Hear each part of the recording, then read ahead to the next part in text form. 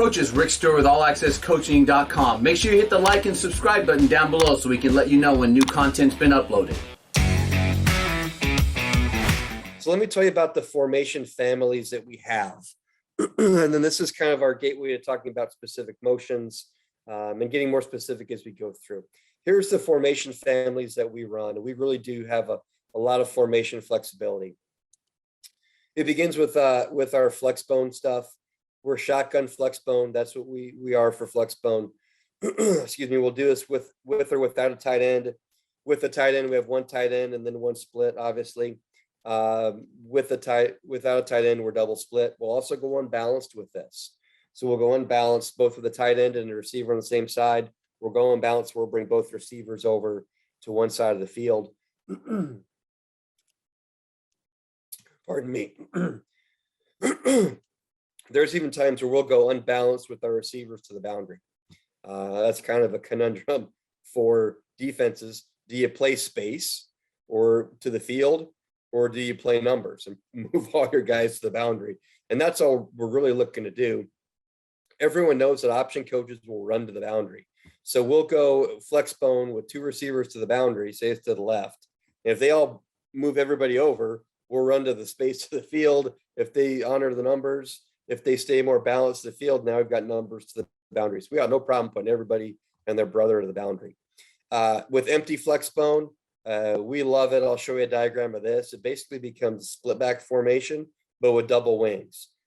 Tons of run game, tons of power read, tons of quarterback run, lots of stuff in the TEX-BONE we do out of empty flex bone. And then we get into spread, 2x1 open with the wing, which I just showed you. The wing can be strong or weak. 2x2 open and tight, 3x1 open and tight. Those are all the formation families. And I call them families because we kind of install stuff in those formation groups as we're going through and building our offense. Here's our flex bone. This is a shotgun. As you can see, there's some space there. We're at 4 yards with our quarterback and then 1 yard behind. It's tight. We're not, he's not at I formation depth. This still has to hit fast. Our dive game still has to hit fast.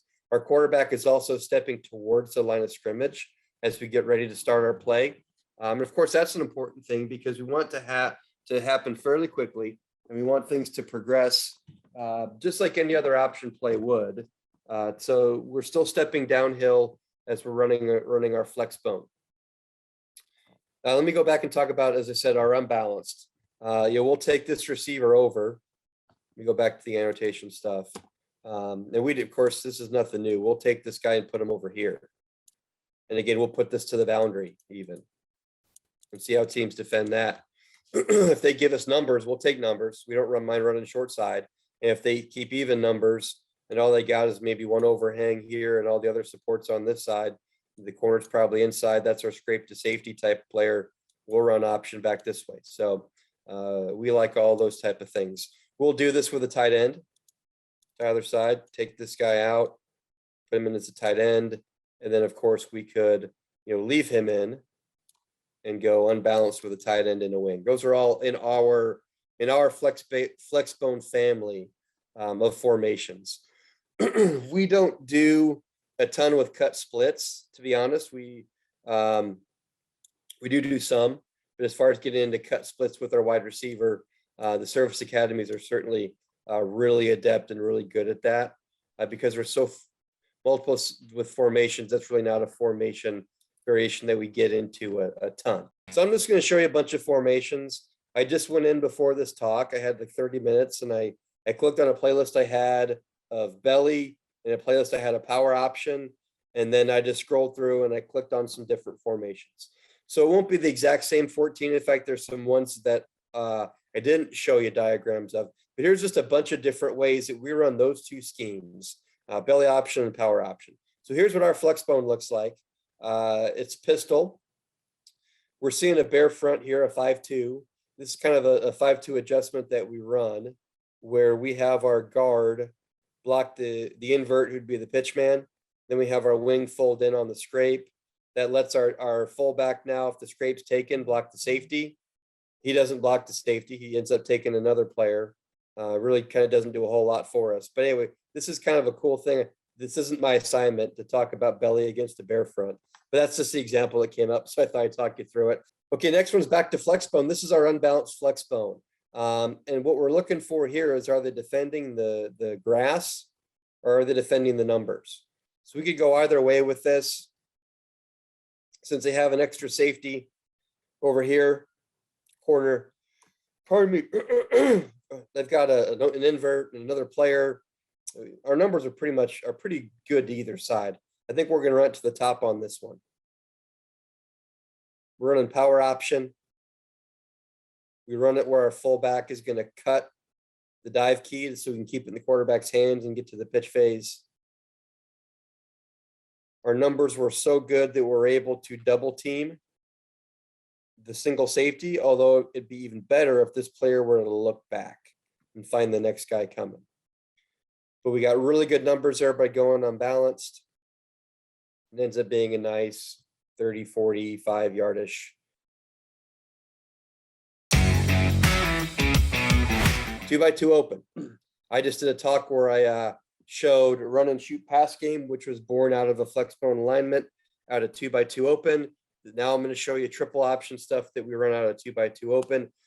This does oftentimes incorporate motion, and motion can be awesome because you're going to get defenses running, shifting, eye distraction, all the advantages that you have with motion. Pardon me. 2x2 tight. Again, we can do this as well. We might be looking at situations where there's going to be motion. You can motion him around to be your pitch guy. You can motion him around.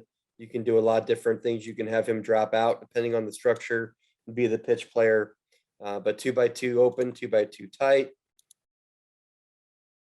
Okay, this is our condensed 2x2. We've got about 4-yard splits with everybody. And as I mentioned, we like to do this to get in a situation where we're going to pitch off the corner if possible. And right now our quarterback's telling these guys we're pitching off the corner. So we're going to come down. Our split end's going to block the one middle safety. Our slot's going to block the invert, who would normally be our pitch player. We're going to run belly. We're going to pitch off the corner.